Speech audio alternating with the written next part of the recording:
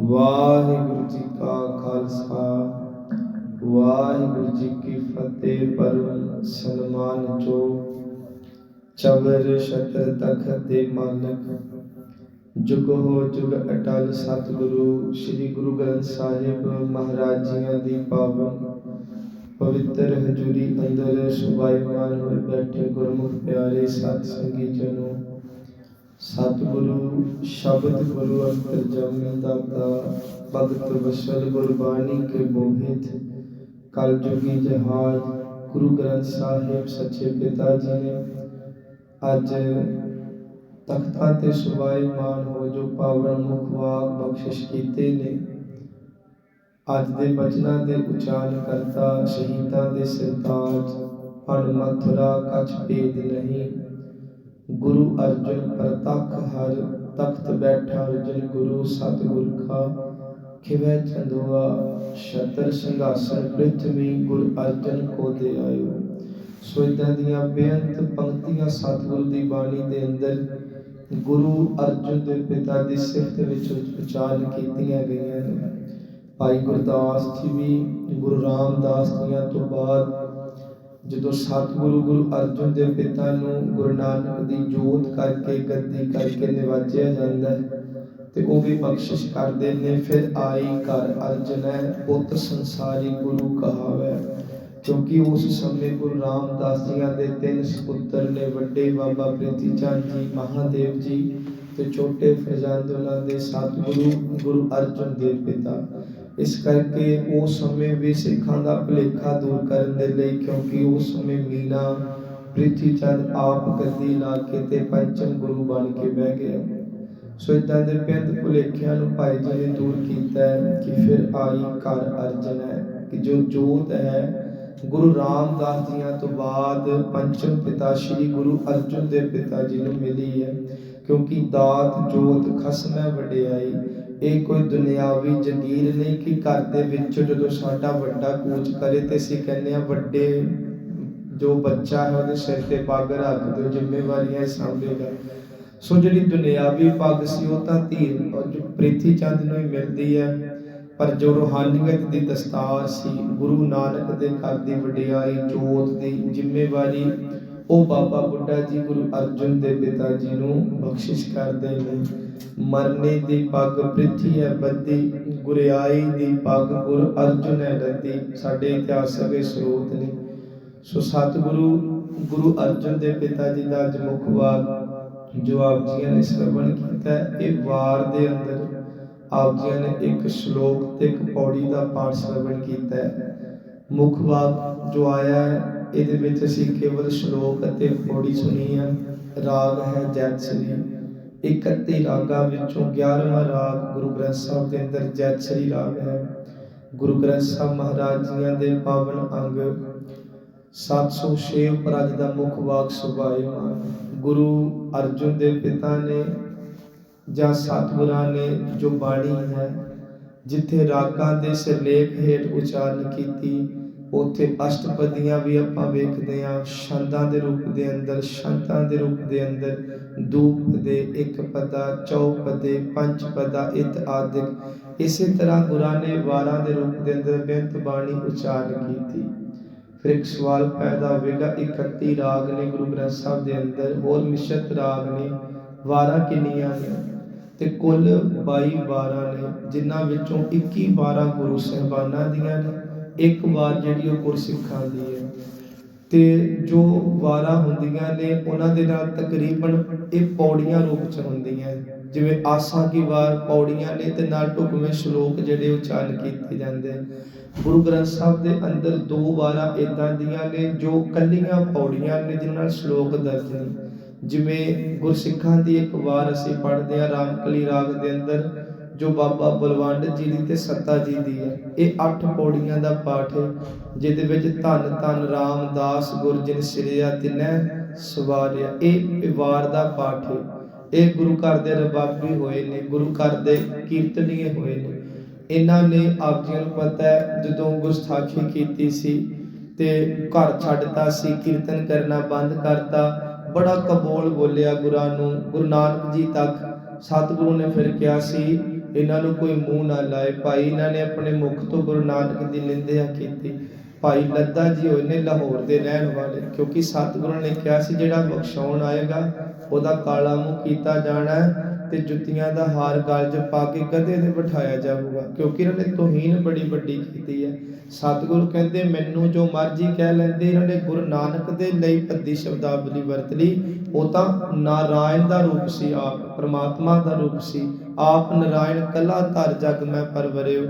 जदों इन्हां नूं हुण रोटी पानी तो तंग होण लगे, संगतां ने मूँह नहीं लाउणा, जिन्हां घर जाना दरवाजे बंद कर लेने कि ये गुरु दे फिटकारे ने। उन्हां दे फिर ध्यान च आया कि लाहौर दा रहण वाला भाई लद्दा है, उहनूं परोपकारी लद्दा गुरु इतिहास च कहा जाता है। कहंदे वो बख्शा सकदा सानूं, ये उन्हां कोल जांदे आ कि साडी भुल बख्शाओ। उन्हां नूं पता सी कि महाराज ने हुक्म कीता है। कहंदे संगत भावना वेखो, अपना मूँह आपे ही काला करके आप ही गधे ते बैठे, जोड़ियां दा हार गल च पा लिया ते लाहौर तो ਅੰਮ੍ਰਿਤਸਰ ਨੂੰ ਤੁਰ ਪਏ। ਤੇ ਜਦੋਂ ਉਧਰੋਂ ਤੁਰੀ ਆਉਣ ਬੜੀਆਂ ਭੀੜਾਂ, ਕਿਉਂਕਿ ਬੱਚਿਆਂ ਲਈ ਤੇ ਖੇਡ ਬਣ ਜਾਂਦੀ, ਭੀੜਾਂ ਲੱਗੀਆਂ। ਸੱਤਾ ਬਲਵੰਤ ਜੀ ਨਾਲ ਕਰਤਾਰ ਦਾ ਸਿਮਰਨ ਕਰਦਿਆਂ ਭਾਈ ਲੱਦਾ ਜਦੋਂ ਅੰਮ੍ਰਿਤਸਰ ਨੂੰ ਆਏ, ਇੱਧਰ ਸਿੱਖਾਂ ਨੂੰ ਪਤਾ ਲੱਗਿਆ। ਉਹਨਾਂ ਨੇ ਜਾ ਕੇ ਪਾਤਸ਼ਾਹ ਨੂੰ ਦੱਸਿਆ, ਮਹਾਰਾਜ ਭਾਈ ਲੱਦਾ ਪਰਉਪਕਾਰੀ ਏਦਾਂ ਭਾਣਾ ਵਰਤਾ ਕੇ ਆ ਰਿਹਾ। ਕਹਿੰਦੇ ਨੰਗੇ ਪੈਰੀ ਗੁਰੂ ਜੀ ਤਖਤ ਛੱਡ ਕੇ ਦੌੜ ਗਏ ਸੀ। ਜਿੰਨਾ ਵੀ ਸਤਿਗੁਰੂ ਕੋਲ ਜਾਣ ਹੋਇਆ, ਰਸਤੇ 'ਚ ਜਾ ਕੇ ਉਹਨਾਂ ਨੂੰ ਉਤਾਰ ਕੇ आप हथी मूँह साफ करके जोड़े उतार के गल वकड़ी च लैके कहंदे लद्दा जी तुसी तां इदां ही आके कह लैंदे ते मैं इन्हां नूं बख्श दिंदा। ते वो सिख कहंदा नहीं, सतगुरु तुहाडे हुक्म दी तौहीन होनी सी, ते सिख होई आ जिहड़ा गुरु दे हुक्म दा वचनबद्ध रवे। सतगुरु ने क्या बख्शांगे जरूर।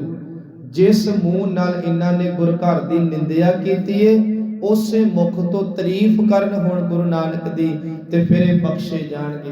कमाल दी गल, इस घटना तो पहला गुरु दी बाणी जिहड़ी उचारी सी ना, वो पढ़दे रहे। इनू सुनियो थोड़ा जिहा, भगतां दी बाणी उचारी सी वो पढ़दे रहे। पर जिद्दन गुरु नानक ने बख्श ले, उदन गुरां दी बाणी नहीं पढ़ी, खुद बाणी दे उचारण करता बन गए। खुद धुर की बाणी उचारती। देखो ये गुरु नानक दा घर ते कहंदा है, एक बार औगणा तो तौबा कर, तू अपनी भुल बख्शा, तैनू ओ थां देंगे जिस थां नूं आम लोक ते वड्डे वड्डे राजे तरसदे। सो उन्हां ने फिर रामकली राग दे अंदर 8 पौड़ियां उचारियां ते सारियां ही सिफत दे विच गुरु नानक जी दी सिफत कीती, बाबा लैणा जी दी सिफत कीती, गुरु अमरदास जी दी सिफत कीती, फिर सतगुरां दी गुरु रामदास जी दी, गुरु अर्जुन दे पिता दी। वो फिर असी पढ़ते हैं। ते एक बसंत की वार महल पंजवां, ये भी बिना श्लोकां तो पाठ है। हुण जिहड़ियां कुल 22 वारां ने, उन्हां विचों 4 वारां गुरु नानक साहब दियां ने, 3 वारां ने गुरु अमरदास जी दियां, 8 वारां ने गुरु रामदास जी दियां, ते ये हो गईयां 15 वारां। उस तो बाद 6 जिहड़ियां वजदियां गुरु अर्जुन दे पिता दियां, जिन्हां विचों अज जैतसरी की वार दे अंदर आप जियां ने मुख वाक श्रवण कीता है। एक बार गुरसिखां दी आओ हुण आपां आए हुए मुख वाक दे विचार नाल जुड़िए। सारी संगत फतेह प्रवान करो। वाहिगुरू जी का खालसा, वाहिगुरू जी की फतेह। श्लोक दे जदों असीं लफ्जी अर्थ वेखदे हां ते इहदा भाव है सिफत करनी उस मालिक दी, परमात्मा दी, गुरु साहब दी। ते उस सिफत दे विच फिर अज महाराज ने जो सानू सब्जैक्ट बख्शिश कीता है, मन इच्छा दान करन सर्बत्र आसा पूर्ण। गुरु अर्जुन दे पिता जी कहंदे गुरु की बाणी जां गुरु इतिहास, गुरु उपदेश जो आप जियां नू संगत परमात्मा नू जपण दी दात हर रोज झोली च पाउंदा है। ते सतगुरु जी ना रोज गुण दसदे उस मालिक दे। अज महाराज ने जो गुण दसे कि मन इच्छा दान करना, जो गुरु घर है, सतगुरु जी कहंदे परमात्मा चाहे गुरु रूप परमात्मा, क्योंकि इत्थे मैं शब्द गुरु वरतां चाहे परमात्मा, दोनों इक्को सिक्के दे पहले। इत्थे कोई भेद नहीं कि गुरु होर ने तां रब होर है। सतगुरु जी कहंदे गल भावना दी है, मन इच्छा दान करन। सतगुरु दी जदों टहल सेव आपां करदे हां, बाणी पढ़दे हां, नाम जप के मनुखता दी सेवा करके बेअंत रूपां दे विच परमात्मा दी सेवा हो जाती है। ਕਹਿੰਦੇ ਫਿਰ ਕੀ ਹੁੰਦਾ ਹੈ? ਮਨ ਇੱਛਾ ਦਾਨ ਕਰਨ।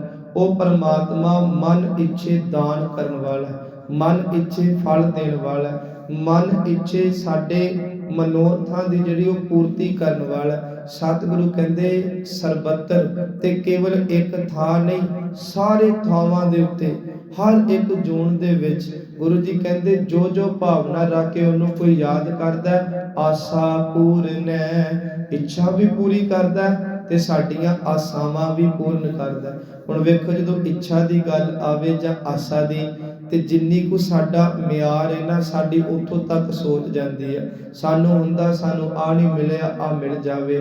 ਪਰ ਇਸ ਧਰਤੀ ਦੇ ਅੰਦਰ ਸੰਗਤ ਬੇਅੰਤ ਲੋਕ ਨੇ ਜਿਹੜੇ ਰਾਜ ਮੰਗਦੇ ਆ, ਭਾਵ ਸੁੱਖ ਮੰਗਦੇ ਆ। ਬੜੇ ਨੇ ਜਿਹੜੇ ਕਹਿੰਦੇ ਸਤਿਗੁਰੂ ਰਾਜ ਮਿਲ ਗਿਆ, ਸੁੱਖ ਮਿਲ ਗਿਆ, ਸਾਨੂੰ ਸੁੱਖਾਂ 'ਚ ਰਹਿ ਕੇ ਮੁਕਤੀ ਦੀ ਦਾਤ ਬਖਸ਼, ਉਹ ਜੀਵਨ ਬਖਸ਼ ਕਿ ਅਸੀਂ ਜੀਵਨ ਮੁਕਤ ਰਹੀਏ, ਦੁੱਖਾਂ ਤੋਂ ਮੁਕਤ ਰਹੀਏ, ਰੋਗਾਂ ਤੋਂ ਮੁਕਤ ਰਹੀਏ ਤੇ ਦੁਨੀਆ ਦੇ ਝਮੇਲਿਆਂ ਤੋਂ ਵੀ ਮੁਕਤ ਰਹੀਏ। ਸੰਗਤ ਇਹਨੇ ਦੋ ਚੀਜ਼ਾਂ।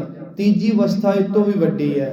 ਤੀਜੀ ਅਵਸਥਾ ਹੈ ਨਾ ਰਾਜ ਮੰਗਣਾ ਤੇ ਨਾ ਮੁਕਤ ਮੰਗਣਾ, ਇੱਕੋ ਚੀਜ਼ ਮੰਗਣਾ ਕਿ ਭਾਵੇਂ ਲੱਖਾਂ ਵਾਰ ਜੰਮੀਏ, ਸਤਿਗੁਰੂ ਇੱਕ ਇੱਕ ਸਵਾਸ ਨਾਲ ਮੈਨੂੰ ਤੇਰੇ ਘਰ ਦੀ ਕੇਵਲ ਪ੍ਰੀਤ ਚਾਹੀਦੀ ਹੈ। ਇਹ ਬੜੀ ਉੱਚੀ ਅਵਸਥਾ ਹੈ। ਸਤਿਗੁਰੂ ਕਹਿੰਦੇ ਰਾਜ ਨਾ ਚਾਹੋ, ਮੁਕਤ ਨਾ ਚਾਹੋ, ਮਨ ਪ੍ਰੀਤ ਚਰਨ ਕਮਲਾਰੇ, ਕੇਵਲ ਆਪਣੇ ਚਰਨਾਂ ਦੀ ਪ੍ਰੀਤ ਇੱਕ ਮੰਗ ਹੈ। ਸਤਿਗੁਰੂ ਜੀ ਨੇ ਬਾਣੀ 'ਚ ਵੀ ਮੰਗ ਮੰਗੀ ਆ ਕਿ ਮੰਗਣਾ ਮੰਗਣ ਨੀਕਾ, ਹਰ ਜਸ ਗੁਰ ਤੇ ਮੰਗਣਾ। ਸਤਿਗੁਰੂ ਕਹਿੰਦੇ ਜਿੱਥੇ ਦੁਨਿਆਵੀ ਦਾਤਾਂ ਮੰਗਣੀਆਂ, ਉੱਥੇ ਸਭ ਤੋਂ ਸ਼ੋਭਨੀਕ ਮੰਗਣਾ ਕੀ ਹੈ? ਉਹ ਹੈ ਪਰਮੇਸ਼ਰ ਦਾ ਨਾਮ ਮੰਗਣਾ। ਕਿਉਂਕਿ ਸਤਿਗੁਰੂ ਦੀ ਬਾਣੀ ਨੇ ਨਾਮ ਨੂੰ ਉਹ ਰੁੱਖ ਮੰਨਿਆ ਜਿਹਦੀ ਛਾਂ ਸੁੱਖ ਕਰਕੇ ਮਿਲਦੀ ਆ, ਜਿਹਦੀ ਹਵਾ ਸਾਨੂੰ ਨਿੱਘ ਕਰਕੇ ਅੰਦਰ ਦੀ ਠੰਡੀ ਤਾਸੀਰ ਕਰਕੇ ਮਿਲਦੀ ਆ। ਇਸ ਕਰਕੇ ਅੱਜ ਗੁਰੂ ਜੀ ਕਹਿੰਦੇ ਮਨ ਇੱਛਾ ਦਾਨ ਕਰਨ, ਸਰਬੱਤਰ ਆਸਾ ਪੂਰਨ। ਸਤਿਗੁਰੂ ਦੀ ਬਾਣੀ 'ਚ ਬੇਅੰਤ ਪ੍ਰਮਾਣ ਇਦਾਂ ਦੇ, ਜਿਵੇਂ ਅਸੀਂ ਪੜ੍ਹਦੇ ਆ ਕਿ ਸਭੇ ਇੱਛਾ ਪੂਰੀਆਂ ਜਾਂ ਪਾਇਆ ਅਗਮ ਅਪਾਰ। ਜਦੋਂ ਗੁਰੂ ਅਰਜਨ ਦੇ ਪਿਤਾ ਕਹਿੰਦੇ ਮੈਂ ਪ੍ਰਮਾਤਮਾ ਨੂੰ ਪਾ ਲਿਆ ਨਾ, ਉਦੋਂ ਮੇਰੀ ਹਰੇਕ ਇੱਛਾ ਪੂਰੀ ਹੋ ਗਈ, ਕਿਉਂਕਿ ਅਧੂਰੀ ਰਹੀ ਕੋਈ ਨਹੀਂ। ਮੈਨੂੰ ਮੇਰਾ ਕੰਤ ਮਿਲ ਗਿਆ ਜਿਹਦੇ ਵਿੱਚੋਂ ਇੱਛਾ ਦੀਆਂ ਇਹ ਸਾਰੀਆਂ ਕਿਰਿਆਵਾਂ ਨਿਕਲਦੀਆਂ ਨੇ। ਜਾਂ ਅਸੀਂ ਪੜ੍ਹਦੇ ਹਾਂ ਇੱਛਾ ਪੂਰਕ ਸਰਬ ਸੁਖ ਦਾਤਾ ਹਰ, ਜਾ ਕੇ ਵਸ ਹੈ ਕਾਮ ਤੇਨਾ। ਸਤਿਗੁਰੂ ਕਹਿੰਦੇ ਸੋ ਐਸਾ ਹਰ ਨਾਮ ਜਿਹੜਾ ਹੈ ਉਹ ਜਪਣਾ ਕਰੋ ਭਾਈ, ਜਿਸ ਪਰਮੇਸ਼ਰ ਦੇ ਨਾਮ ਜਪਣ ਕਰਕੇ ਸਭ ਦਾਤਾਂ ਮਿਲ ਜਾਂਦੀਆਂ ਨੇ। ਇੱਛਾ ਪੂਰਕ ਸਰਬ ਸੁਖ ਦਾਤਾ ਹਰ, ਜਾ ਕੇ ਵਸ ਹੈ ਕਾਮ ਤੇਨਾ। ਸੋ ਐਸਾ ਹਰ ਪਾਤਸ਼ਾਹ ਜੀ ਕਹਿੰਦੇ ਨਾਮ ਧਿਆਓ ਭਾਈ, ਕਿਉਂਕਿ ਤਾਂ ਸਰਬ ਸੁਖ ਪਾਵੈ ਮੇਰੇ ਮਨਾ। ਇਸ ਨਾਮ ਨੇ ਸਾਰੇ ਸੁਖ ਸਾਨੂੰ ਬਖਸ਼ ਦੇਣੇ ਆ। ਸਤਿਗੁਰੂ ਗੁਰੂ ਗ੍ਰੰਥ ਸਾਹਿਬ ਸੱਚੇ ਪਾਤਸ਼ਾਹ ਜੀ ਅੱਜ ਇਹ ਬਖਸ਼ਿਸ਼ ਕਰ ਰਹੇ ਨੇ। ਖੰਡਨੰ ਕਲ ਕਲੇਸ਼ੈ ਪ੍ਰਭ ਸਿਮਰ, ਨਾਨਕ ਨਹਿ ਦੂਰ ਨਹਿ। ਕਹਿੰਦੇ ਜਿੱਥੇ ਵਾਹਿਗੁਰੂ ਇੱਛਾ ਨੂੰ ਪੂਰੀਆਂ ਕਰਦਾ, ਜਿੱਥੇ ਵਾਹਿਗੁਰੂ ਜੀ ਆਸਾਵਾਂ ਨੂੰ ਪੂਰੀਆਂ ਕਰਦਾ, ਉੱਥੇ ਪ੍ਰਮਾਤਮਾ ਖੰਡਨੰ ਦਾ ਭਾਵ ਹੁੰਦਾ ਖੰਡ ਖੰਡ ਕਰ ਦੇਣਾ, ਟੋਟੇ ਟੋਟੇ ਕਰ ਦੇਣਾ, ਕੀਮਾ ਕੀਮਾ ਕਰ ਦੇਣਾ। ਕਲ ਕਲੇਸ਼ੈ, ਕਲੇਸ਼ੈ ਦਾ ਅਰਥ ਬਹੁਤ ਸੌਖਾ ਹੈ। ਜਾਪ ਸਾਹਿਬ ਦੀ ਬਾਣੀ ਦੇ ਅੰਦਰ ਨਾ, ਜਿੱਥੇ ਪ੍ਰਮਾਤਮਾ ਦੀ ਸਿਫਤ ਦੇ ਵਿੱਚ ਗੁਰੂ ਗੋਬਿੰਦ ਸਿੰਘ ਨੇ ਬੇਅੰਤ ਨਾਮ ਉਚਾਰੇ, ਉੱਤੇ ਇੱਕ ਇਹ ਵੀ ਨਾਮ ਉਚਾਰਿਆ ਕਿ ਪ੍ਰਮਾਤਮਾ ਤੈਨੂੰ ਨਮਸਕਾਰ ਹੈ। ਕਿਉਂ? ਕਿਉਂਕਿ ਜਿੱਦਣ ਤੂੰ ਕਲੇਸ਼ ਪਾਣ ਤੇ ਆਵੇ ਤੇ ਕੋਈ ਮਾਈ ਕਾ ਲਾਲ ਨਹੀਂ ਬਚਾ ਸਕਦਾ। ਇਸ ਕਰਕੇ ਮੈਨੂੰ ਤੈਨੂੰ ਮੈਂ ਨਮਸਕਾਰ ਕਰਦਾ। ਨਮੋ ਕਲਹਿ ਕਰਤਾ, ਇਹਦੇ ਅਰਥ ਕਦੇ ਆਪ ਪੜ੍ਹ ਕੇ ਵੇਖਿਓ। ਕਲਹਿ ਕਰਤਾ ਦਾ ਭਾਵੇਂ ਕਿ ਜਦੋਂ ਪਰਮਾਤਮਾ ਕਲੇਸ਼ ਪਾਣ ਤੇ ਆਵੇ ਤੇ ਕਿਸੇ ਦੀ ਕੀ ਮਜਾਲ ਕਿ ਕੋਈ ਰੋਕ ਲਏ। ਇਸ ਕਰਕੇ ਉਹਨੂੰ ਜਪੋ ਜਿਹਦੇ ਘਰ ਦੇ ਵਿੱਚੋਂ ਸਭ ਕੁਝ ਨਿਕਲਦਾ ਤੇ ਉਹਦੀ ਕਿਰਪਾ ਸਾਡੇ ਕਰਮਾਂ ਰੂਪੀ ਕਲੇਸ਼ਾਂ ਨੂੰ ਵੀ ਕੱਟ ਕੇ ਰੱਖ ਦਿੰਦੀ ਹੈ।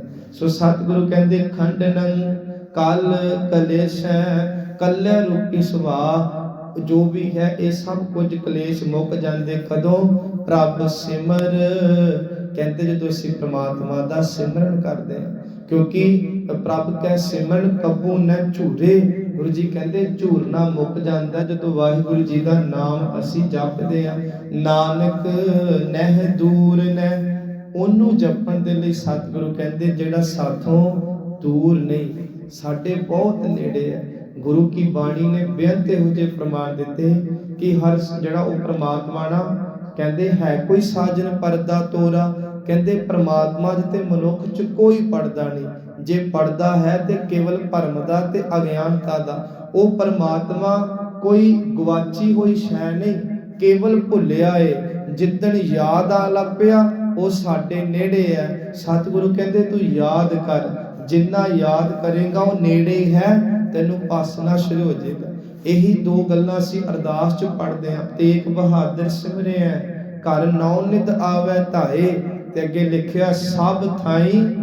हुण देखो जिथे सब थाई है ना, साडी फिर स्रोत इन्नी को होवेगी कि जिन्ना को मेरा श्वास, पर संगत ये श्वास ने मुक जाना, ये शरीर ने मुक जाना, ਇਹਦਾ सफर भी मुकेगा, पर सब थाई दा भाव है तू उस गुरु ਨੂੰ जप ਜਿਹੜਾ आत्मा करके भी रुलन नहीं दਊਗਾ ਤੈਨੂੰ।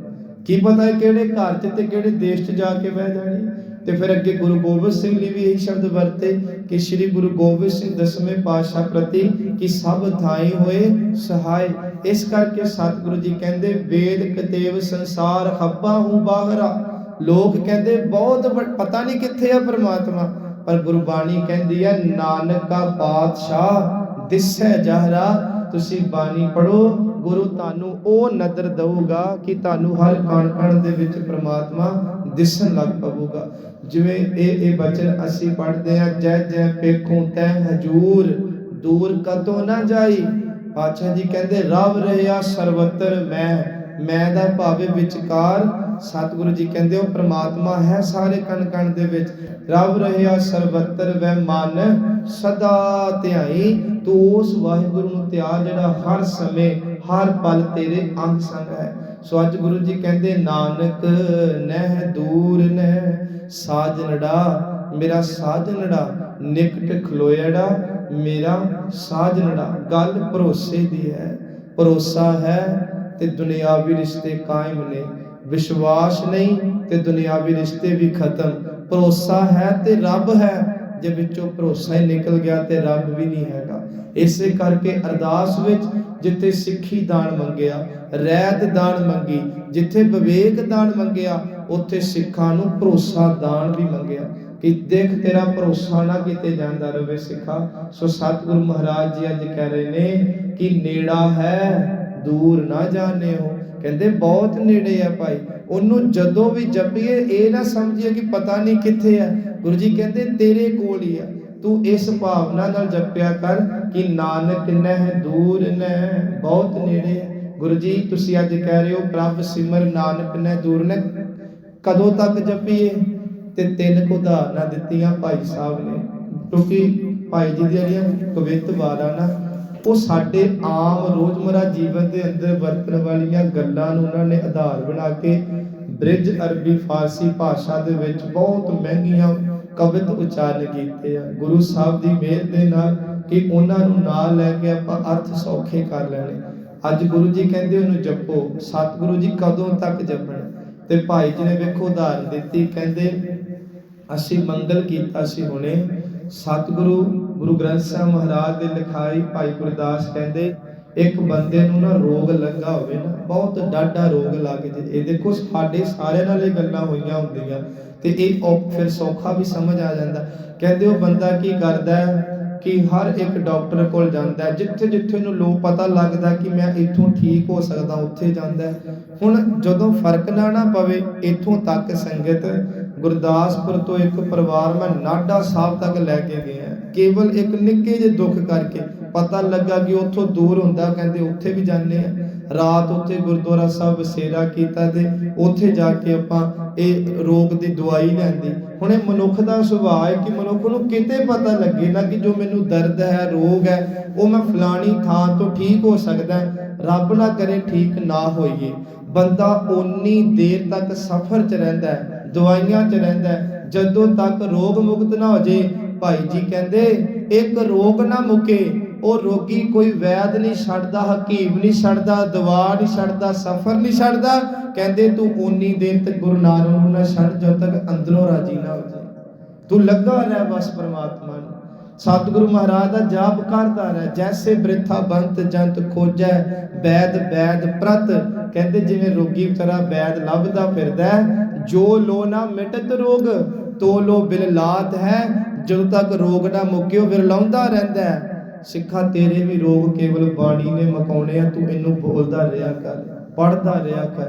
दूजी उदाहरण भाई जी ने दिती, जैसे भीख मंगत भिखारी घर घर डोलै, तो लो ना आवे चैन जो लो ना आघात है। हुण एक देखो मेरे वर्गा तुर पे करो हज तासा फड़ के, ओनू थोड़ी पता मैनू किहड़े पिंड च ढोई मिलनी है। घर घर मंगदा है बेचारा, साडे नाले रोज वरतदा ना। कोई साडी गड्डी आगे खलो जांदा, कोई वैसे शहर जाओ मंगना शुरू कर दिंदे। वैसे तां एक मजबूरी करके मंगना है, माफ करियो, पर अज मंगतियां ने बिजनेस बनाए होए, ਉਹ ਉਹਨਾਂ ਤੋਂ ਬਚ ਕੇ ਰਹਿਣਾ। ਇੱਕ ਬੰਦਾ ਮਜਬੂਰ ਹੈ ਕਿ ਉਹ ਮੰਗ ਰਿਹਾ, ਉਹਨੂੰ ਚਲੋ ਦੇਣਾ ਬਣਦਾ। ਗੁਰੂ ਨੇ ਕੀ ਕਿਹਾ ਸਾਨੂੰ ਕਿ ਵੰਡ ਸਕੋ, ਪਰ ਇੱਕ ਕਈਆਂ ਨੇ ਤੇ ਬਿਜ਼ਨਸ ਬਣਾ ਲਏ ਚੰਗੇ ਭਲੇ ਹੀ। ਅੱਜ ਬੱਚਿਆਂ ਨੂੰ ਵੀ ਇੱਧਰ ਤੋਰਿਆ ਤੇ ਉਹ ਖਲੋਤੇ ਖਲੋਤੇ 2-2000 ਰੁਪਇਆ ਦਿਹਾੜੀ ਪਾ ਰਹੇ ਨੇ। ਖੈਰ ਇਹ ਵਿਸ਼ਾ ਨਹੀਂ। ਕਹਿੰਦੇ ਇੱਕ ਭਿਖਾਰੀ ਘਰੋਂ ਤੁਰਿਆ ਤੇ ਘਰ ਘਰ ਬੂਹਾ ਖੜਕਾਉਂਦਾ, ਸਾਰੇ ਨਹੀਂ ਢੋਈ ਪਾਉਂਦੇ। ਕਹਿੰਦੇ ਜਦੋਂ ਤੱਕ ਉਹ ਰੱਜਣਾ ਨਾ ਜਾਵੇ ਕਿ ਹੁਣ ਮੇਰਾ ਬਣ ਗਿਆ ਅੱਜ ਦਾ, ਤੇ ਕਹਿੰਦੇ ਓਨੀ ਦੇਰ ਤੱਕ ਉਹ ਦਰਵਾਜ਼ੇ ਖੜਕਾਉਂਦਾ ਰਹਿੰਦਾ। ਮਨਾ ਤੇਰੇ ਅੰਦਰ ਦੀ ਭੁੱਖ ਵੀ ਕੇਵਲ ਨਾਮ ਕਰਕੇ ਦੂਰ ਹੋਣੀ ਆ। ਇਹ ਨਹੀਂ ਇੱਕ ਦਿਨ ਜਪ ਲਿਆ ਮੁੜ ਕੇ ਅੰਦਰ ਦਾ ਬੂਹਾ ਭੇੜ ਲਿਆ, ਤੂੰ ਜਪੀ ਚੱਲ ਓਨੀ ਦੇਰ ਤੱਕ ਜਦੋਂ ਅੰਦਰ ਦੇ ਫੁਰਨੇ ਤੇਰੇ ਬੰਦ ਹੋ ਜਾਵਣ। ਜਦੋਂ ਤੱਕ ਤੇਰਾ ਮਨ ਨਹੀਂ ਨਾ ਰੱਜਦਾ, ਤੂੰ ਜਪੀ ਚੱਲ ਉਸ ਪਰਮਾਤਮਾ ਨੂੰ। ਤੀਜੀ ਉਦਾਹਰਨ ਦਿੱਤੀ ਆ, ਇਹ ਤਾਂ ਬੀਬੀਆਂ ਦੇ ਲਈ ਬੜੀ ਨੇੜੇ ਦੀ ਹੈ। ਕਹਿੰਦੇ ਇੱਕ ਸੁਹਾਗਣ ਜਿਹਦਾ ਪਤੀ ਦੂਰ ਬੈਠਾ ਕਿਤੇ, ਉਹ ਰੋਜ਼ ਸ਼ਿੰਗਾਰ ਕਰਕੇ ਨਾ ਆਪਣੇ ਪਤੀ ਨੂੰ ਉਡੀਕਦੀ ਹੈ, ਪਰ ਉਹਦਾ ਪਤੀ ਆਉਂਦਾ ਨਹੀਂ। ਕਿਉਂਕਿ ਪੁਰਾਣੀਆਂ ਉਦਾਹਰਨਾਂ ਨੇ ਫਿਰ ਬੇਨਤੀ ਕਿ ਉਦੋਂ ਕੋਈ ਆਈਫੋਨ ਜਾਂ ਹੁੰਦਾ ਨਹੀਂ ਸੀ ਕਿ ਫੋਨ ਕਰਤਾ ਮੈਂ ਆ ਰਿਹਾ। ਚਿੱਠੀਆਂ ਪਾਣੀ ਉਹ ਵੀ ਨਹੀਂ ਪਹੁੰਚਣੀਆਂ 3-3 ਮਹੀਨੇ। ਭਾਈ ਜੀ ਕਹਿੰਦੇ ਉਸ ਇਸਤਰੀ ਨੂੰ ਪੁੱਛ ਕੇ ਵੇਖਿਓ ਕਿ ਜਿਹਦੇ ਲਈ ਲਗਨ ਸੋਧਦੀ ਨਾ, ਉਹ ਜਿਹਦੇ ਲਈ ਸ਼ਿੰਗਾਰ ਕਰਦੀ, ਲੱਖਾਂ ਮਰਦ ਵੇਖ ਲਿਓ ਇਸਤਰੀ, ਪਰ ਉਹਦਾ ਰਾਜ ਉਨੀ ਦੇਰ ਨਹੀਂ ਹੁੰਦਾ ਜਦੋਂ ਤੱਕ ਸ਼ਿੰਗਾਰ ਕਰਕੇ ਆਪਣੇ ਪਤੀ ਨੂੰ ਨਾ ਵੇਖ ਲਏ। ਇਹ ਮਹਿਸੂਸ ਕਰਕੇ ਵੇਖਿਓ। ਕਹਿੰਦੇ ਸਿੱਖ ਵੀ ਉਨੀ ਦੇਰ ਤੱਕ ਆਪਣੇ ਆਪ ਨਾਲ ਸ਼ਿੰਗਾਰ ਕਰੇ, ਸੇਵਾ ਦਾ, ਸਿਮਰਨ ਦਾ, ਬੰਦਗੀ ਦਾ, ਚੰਗਿਆਈਆਂ ਦਾ, ਸ਼ੁਭ ਗੁਣਾਂ ਦਾ, ਉਨੀ ਦੇਰ ਤੱਕ ਕਰਦਾ ਰਹੇ ਜਦੋਂ ਤੱਕ ਖੁਦ ਆ ਕੇ ਗੁਰੂ ਨਾਨਕ ਇਹਨੂੰ ਗੱਲ ਵਕੜੀ ਚ ਨਾ ਲੈ ਗਿਆ। ਮਰਦ ਕਹਿੰਦੇ ਉਨੀ ਦੇਰ ਤੱਕ ਰੁਕੀ ਨਾ, ਤੁਰਿਆ ਨਹੀਂ। जैसे बिरहनी सोन लगन सगन सुध है, जो लो ना पतार भेटै तो लो अपलात है। ਉਹਨੂੰ ਪਤਾਰ ਨਾ ਮਿਲੇ ਵਿਚਾਰੀ ਤੜਪਦੀ ਹੋਈ ਰਹਿੰਦੀ ਆ। ਗੁਰਸਿੱਖਾਂ ਨੂੰ ਬਾਣੀ ਪੜ੍ਹਦਿਆਂ ਰੱਬ ਦੀ ਦੀਦ ਨਾ ਪ੍ਰਾਪਤ ਹੋਵੇ, ਉਹ ਆਖਰੀ ਸਵਾਸ ਤੱਕ ਤੜਪਦੇ ਰਹਿੰਦੇ ਆ। ਇਦਾਂ ਉਦਾਹਰਨਾਂ ਦੇ ਕੇ ਕਹਿੰਦੇ ਤੈਸੇ ਖੋਜੀ ਖੋਜੈ ਅਲ ਕਮਲ ਕਮਲ ਗਤ। ਕਹਿੰਦੇ ਇਸੇ ਤਰ੍ਹਾਂ ਰੱਬ ਦੇ ਖੋਜੀ ਮਨ ਰੂਪੀ ਭੌਰੇ ਬਣ ਕੇ ਗੁਰੂ ਗ੍ਰੰਥ ਸਾਹਿਬ ਰੂਪੀ ਬਾਣੀ ਦੇ ਕਮਲ ਚੋਂ ਰਸ ਲੈਣ ਆਉਂਦੇ ਆ। ਕਦੋਂ ਤੱਕ? ਕਹਿੰਦੇ ਜੋ ਲੋ ਨਾ ਪਰਮ ਪਦ ਸੰਪਟ ਸਮਾਤ ਹੈ, ਓਨੀ ਦੇਰ ਤੱਕ ਜੁੜੇ ਰਹਿੰਦੇ ਆ ਜਿੰਨੀ ਦੇਰ ਤੱਕ ਅੰਦਰ ਆਪਣੇ ਆਪ ਰੱਬ ਰੱਬ ਨਾ ਹੋਣ ਲੱਗ ਪਏ। ਪਾਵੇ ਟੁੱਟਦੀ ਨਹੀਂ ਲੜੀ। ਸਤਿਗੁਰੂ ਕਹਿੰਦੇ ਪ੍ਰਭ ਸਿਮਰ ਨਾਨਕ ਨੈ ਦੂਰ ਨੈ। ਕਹਿੰਦੇ ਉਹਨੂੰ ਜਪੀ ਚੱਲ ਭਾਈ, ਉਹ ਪਰਮਾਤਮਾ ਦੂਰ ਨਹੀਂ। ਫਿਰ ਅੱਗੇ ਸਤਿਗੁਰੂ ਨੇ ਕਿਹਾ ਹਬ ਰੰਗ ਮਾਣੈ ਜਿਸ ਸੰਗ। ਹਬ ਦਾ ਭਾਵੇਂ ਸਭ, ਰੰਗ ਦਾ ਭਾਵੇਂ ਸੰਗਤ, ਖੁਸ਼ੀਆਂ ਖੇੜੇ ਉਹਦੇ ਵਿੱਚ ਹਰ ਚੀਜ਼ ਆ ਜਾਂਦੀ। ਤੁਸੀਂ ਆ ਦੇਣ ਹਾਰ ਪ੍ਰਭ ਛੋੜ ਕੇ ਲਾਗੈ ਆਣ ਸਵਾਏ। ਨਾਨਕ ਕਹੂ ਨਾ ਸੀਜਈ ਬਿਨ ਨਾਮੈ पत जाए अष्टपदी। जे प्रसाद शक्ति अमृत खाए, तिस ठाकुर को रख मन माहे। जे प्रसाद सुगंधन तन लावे, तिसको सिमर परम गत पावे। जे प्रसाद बसै सुख मंदिर, तिसे ध्याए सदा मन अंदर। जे प्रसाद ग्रह संग सुख बसना, आठ पैर सिमरो तिस रसना। जे प्रसाद गुरु जी कहते उस मालक नूं जप जिहदी कृपा नाल तू रोटी खा रहे। ਇਹ ਨਾ ਕਹੀਂ ਮੈਂ ਕਰਕੇ ਖਾਣਾ ਹੈ। ਮਰਜ ਕਹਿੰਦੇ ਹੰਕਾਰ ਨਾ ਆਜੇ। ਇੱਥੋਂ ਇੰਨਾ ਸੂਖਮ ਬਾਣੀ ਗਈ ਕਿ ਜਦੋਂ ਸਰੀਰ ਦੇ ਪਰਫਿਊਮ ਵੀ ਵਰਤੇ ਨਾ, ਸੁਗੰਧਤ ਤਨ ਲਾਵੇਂ ਤਾਂ ਵੀ ਸ਼ੁਕਰ ਕਰ। ਮਹਾਰਾਜ ਕਹਿੰਦੇ ਸਤਿਗੁਰੂ ਕਹਿੰਦੇ ਘਰ 'ਚ ਐਂਟਰ ਹੋਣ ਲੱਗੇ ਸ਼ੁਕਰ ਕਰ ਕਿ ਤੈਨੂੰ ਰੱਬ ਨੇ ਸੋਹਣਾ ਦਿੱਤਾ। ਕਈ ਜਿਹੜੇ ਅੱਜ ਵੀ ਫੁੱਟਪਾਥ ਤੇ ਸੌਂਦੇ ਆ। ਸਤਿਗੁਰੂ ਕਹਿੰਦੇ ਸ਼ੁਕਰ ਕਰ। ਦੂਜਾ ਇਹ, ਪਹਿਲਾ ਇਹ ਕਰ ਕਿ ਮੇਰੇ ਕੋਲੋਂ ਘਰ ਏ, दूजा ये कर, कईयां कोल घर ते है विच कलेश ने सुख नहीं, तैनू केवल घर नहीं दिता सुख भी ना दिता तां भी ओहदा शुक्र कर।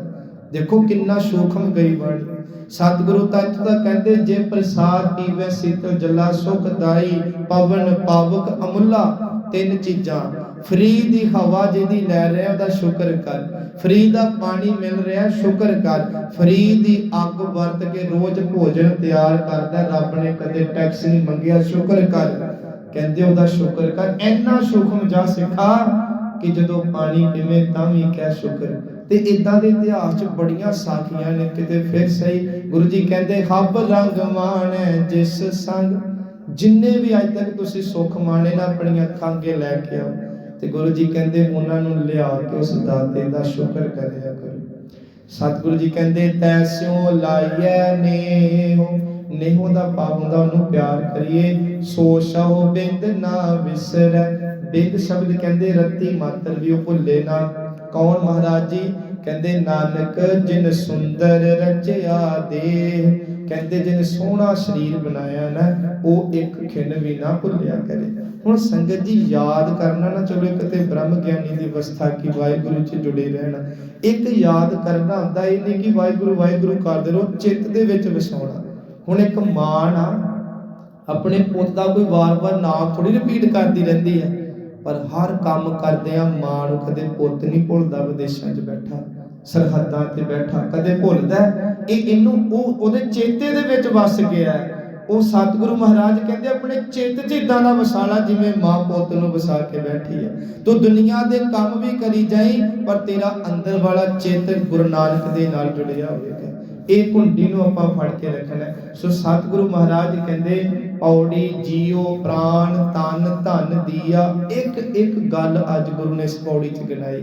ਸਤਿਗੁਰੂ ਕਹਿੰਦੇ ਸਰੀਰ ਦਿੱਤਾ, ਸਵਾਸ ਦਿੱਤਾ, ਤਨ ਦਿੱਤੇ ਤੇ ਧਨ ਵੀ ਦਿੱਤਾ। ਦੀਨੇ ਰਸ ਭੋਗ, ਭੋਗਾਂ ਦੇ ਲਈ ਕਿੰਨਾ ਕੁਝ ਦਿੱਤਾ ਸਾਨੂੰ।